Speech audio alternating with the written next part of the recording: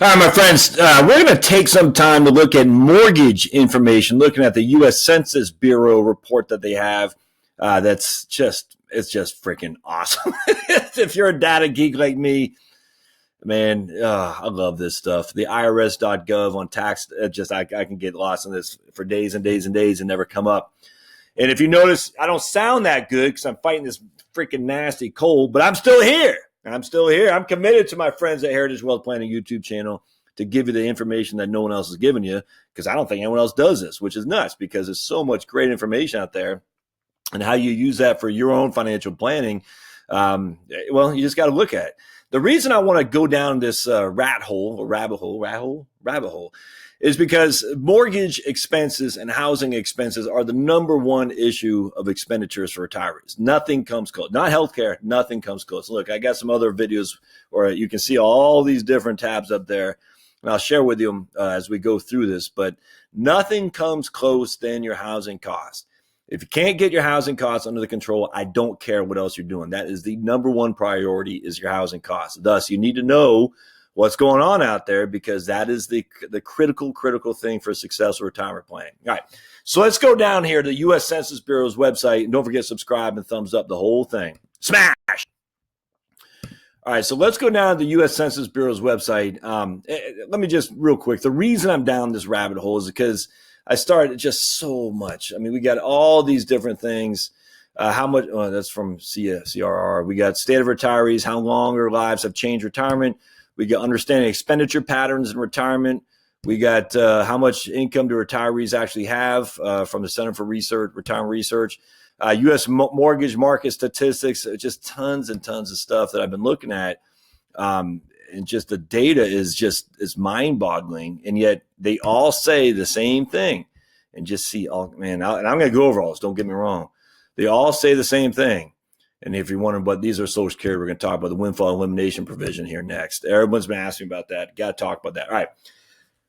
Every single piece of data out there, and if they don't say this, just, I tell you, rip it up, take the freaking sheet, rip it up, and run for the hills, is that that your home expenses is your number one cost, without question. And anyone who says that is nuts. Are there once in a while somebody who has an expense that's more than home? Yes, but no one else does. And so just you got to take that with a grain of salt. And remember, whoever's saying that, they don't know what the hell they're talking about. I just don't know what else to say. All right. So let's go into this. And this is, I'll go US, and I'll put a link to the show notes. I mean, there's just so much stuff in here. It's crazy. So the first thing I want to do is look at the owner-occupied housing units without a mortgage. All right. And that's as of 2017. So all the houses out there that you own, that you live in, not you're renting, that you own and renting a tenant, but you actually own and live in, owner occupied. There are 27.6 million units of owner occupied housing units without a mortgage. All right. What I find of interest, though, is there's the value of the home right here. All right. It's less than 50, 50 to 100, 100 to 200, 200 to 300, and 300 to 5, and so on and so on. 60%, so the predominant amount, fall between $50,000 and $300,000. And that's what we're going to focus on here today. This is without a mortgage, and we're going to see what it looks like with a mortgage. So the predominant amount of people who are owner occupied without a mortgage, their home units are worth between $50,000 and $300,000. All right, now we have household income. All right, this is pretty interesting with people without a mortgage. And I found this to be fascinating, actually. 60% of the people with household income without a mortgage have between $10,000 and $75,000 of household income. Now, I don't know exactly what income is attributed to. I don't know if that's Roth IRA distributions, for instance. I don't know. We're going to have to find out. And the reason I say I don't know, and I want to make that very clear, is because I had written an article about a year and a half ago, maybe even 2 years ago, and I never dove deeper, and I wanted to. I've been thinking about it.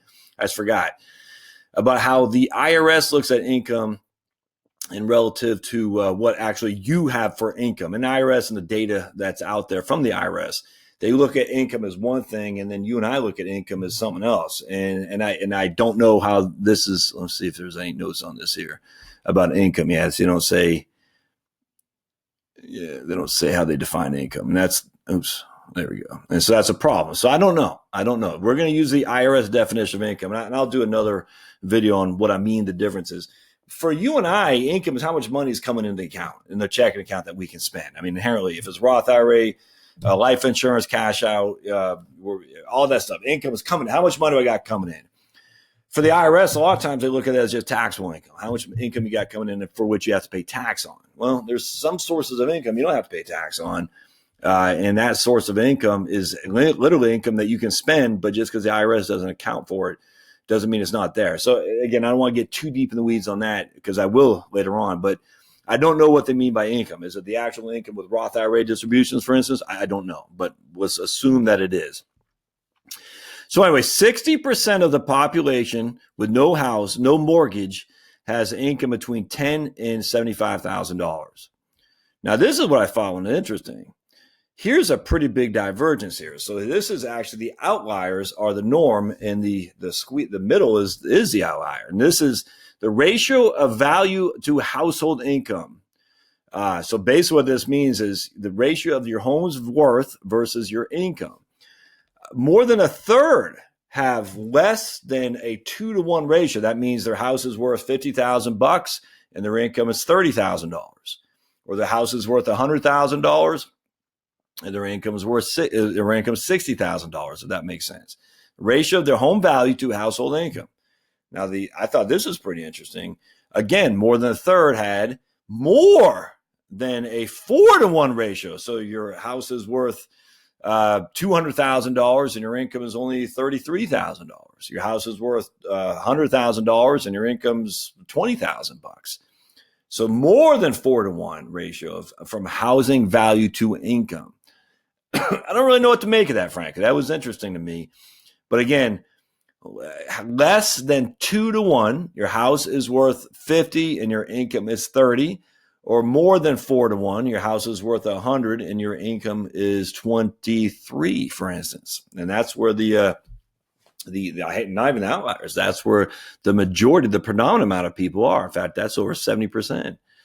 Now, this is interesting. Monthly housing cost. All right. So again, looking at the 60% area, right about here, monthly housing cost between $200 and $600 are 60% of the population here. Again, this is people without a mortgage. So if you don't have a mortgage, between $200 a month and $600 a month is the predominant amount of expenditures. If you don't have a mortgage, between $2,000 and $1,000 a month is, that's going to be 90%. Let's see, 31 plus 20. We'll round that down to 23. That's around 83% of the people who don't have a mortgage spend between $200 a month to $1,000 a month on housing cost. Which there just goes to show you, not having a mortgage doesn't mean you're living debt free, but it means your housing costs are certainly affordable at less than $1,000 a month. Now let's go here. Monthly housing costs as a percentage of household income. Now I find this interesting. Now this is a confusing chart, and when I was looking at this, I had to kind of keep thinking about this before. But I want to show you something. Monthly housing costs as a percentage of housing income. All right, so let's look at this category. Basically what's happening is if you're less than 20% of your housing cost as a percentage of your housing income is, for the most part, everybody that falls in this category in almost any single realm. So here we go. $20,000 to $35,000 is your income. How much of that income is being attributed to housing cost?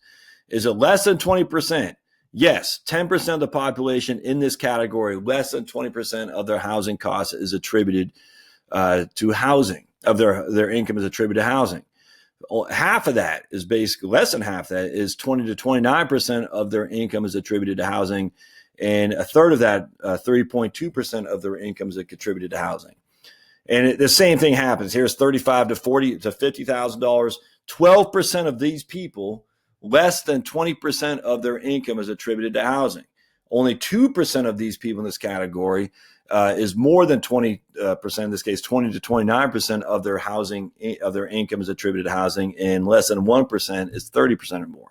And the same thing happens going down the board. So basically, once you have no mortgage, the vast majority of you, less than 20% of your income is attributed to housing. In fact, as you get, and this only makes sense, as you get more and more income, here's 50 to 75,000, 16.6% of them have less than 20% of their income attributed to housing, and only 1.1% have 20 to 29% of their income attributed to housing, and 0.3% have 30% or more. And you can just have more and more and more, the more income you get, the less of that income is attributed to housing, which only makes sense. The only outlier here is right here.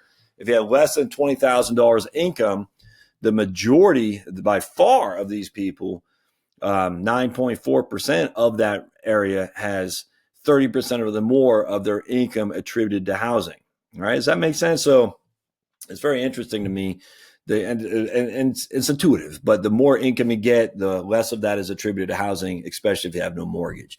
And so let's just go back to 35 to 75,000 income household. That's going to represent 14.7 and 18. So that's 35% of that population. And I mean, the vast majority of this population, less than 20% of their income is attributed, of their expenses are attributed to housing. I mean, it's just not even close. So just goes to show you again, once you have no housing mortgage and you have a decent enough income between 20, you're looking at $3,000 a month. The vast majority of you, then less than 20% of that income will be attributed to housing. Hope that makes sense. I mean, it's not even close. Real estate tax is the median, and that just means 50% above and 50% below are $1,700.65, $1,765. Less than 800 people, so 6.4 million people, homeowners, pay less than $800 in a real estate tax, which is 23.4% of the population. Between 800 and 1,500 is 18% of the population. And the majority here is over $1,500 of real estate taxes. But there is a pretty significant amount that don't pay any. But still, so basically 51% of the population pays $1,500 or more in real estate taxes, and 49% of the population pays $1,500 or less, if that makes sense. So anyway, that's interesting to me. So it just, again, goes to show you, if you don't have a mortgage, the vast majority of you will have less than 20% of your income attributed to housing costs. And that's going to be a big deal as we go forward with this little scenarios we're doing. So stay tuned. We're going to do the same thing, except people with mortgage, and we're going to see what it looks like differently, because there's a method to my madness here. So don't forget to subscribe down below, and thumbs up, comment, share, and we'll see you next time. Thanks.